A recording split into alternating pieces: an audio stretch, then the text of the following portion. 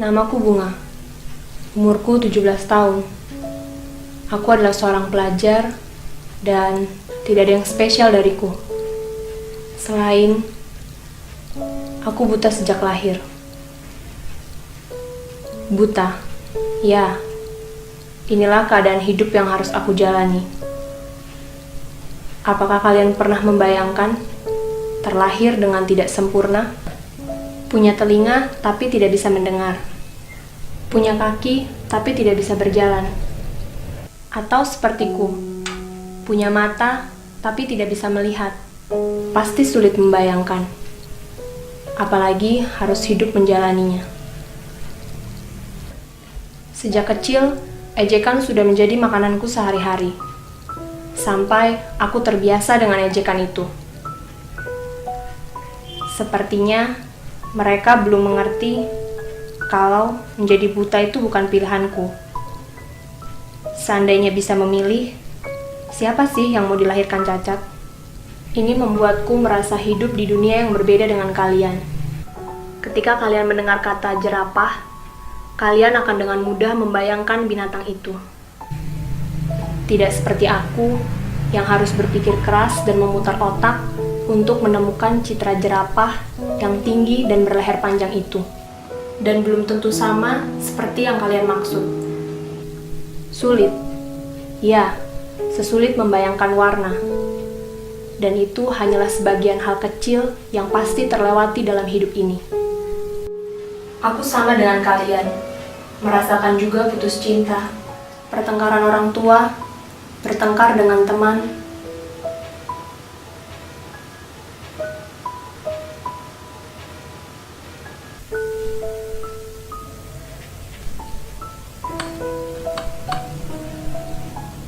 Bahkan berpura-pura sakit agar aku tidak berangkat ke sekolah. Hanya saja bedanya, aku melalui semuanya itu dalam kebutaan. Pada satu titik, aku pernah berontak kepada Tuhan. Memaki Tuhan, kenapa harus aku? Apa salahku sehingga aku menjadi seperti ini? Pertanyaan yang bertahun-tahun tak pernah dijawabnya. Sampai ketika aku mendengarkan khotbah pendeta, pencobaan selalu datang dalam kehidupan manusia. Tuhan memberikan pencobaan kepada umatnya semata-mata agar manusia semakin kuat. Jadi, ingatlah jemaatku yang dikasihi dalam Kristus, Tuhan tidak pernah memberi ujian melebihi sudah batas sering aku mendengar kalimat ini. umatnya. Tapi kali ini, kalimat ini serasa tertuju untukku. Inilah alasan Tuhan memberikan kebutaan kepadaku. Karena Dia tahu, ini masih dalam batas kemampuanku. Jadi, aku pasti mampu melewatinya. Dan aku akan membuktikan, aku bisa. Aku semakin sadar sekarang, Tuhan tidak menciptakan aku dengan kekurangan, melainkan kelebihan. Dengan tidak berfungsinya indera penglihatku, indera perasa dan pendengaranku menjadi semakin peka. Aku bisa membaca melalui jari-jariku. Aku bisa merasakan gangguan otot dengan mudah ketika memijat orang yang memerlukan bantuanku. Aku juga tahu ketika orang berbohong padaku. Aku bisa mendengar detak jantung mereka yang berdetak lebih cepat.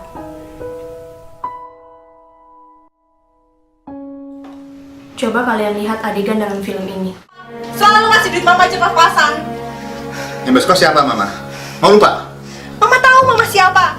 Tapi jangan dia jadi ini alasan untuk papa nyeleweng dari mama.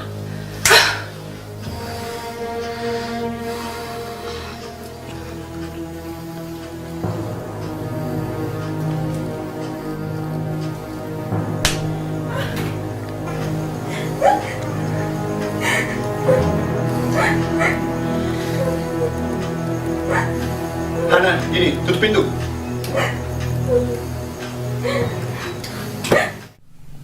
Jangan bingung, tadi itu bukan layar atau monitor kalian yang rusak. Aku hanya berbagi tentang apa yang kurasakan ketika kalian melakukan hal yang disebut menonton. Itulah pengalaman hidupku menjadi orang buta selama ini. Sekarang, aku bisa menjalaninya dengan penuh rasa syukur.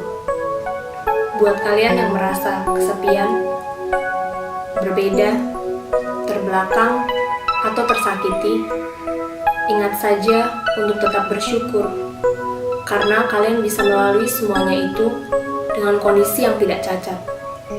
Aku saja bisa, kalian juga pasti bisa. Ketika ujian berat datang dalam hidup kita, ingat saja, Tuhan memberikan kita ujian karena Dia yakin kita bisa melewatinya.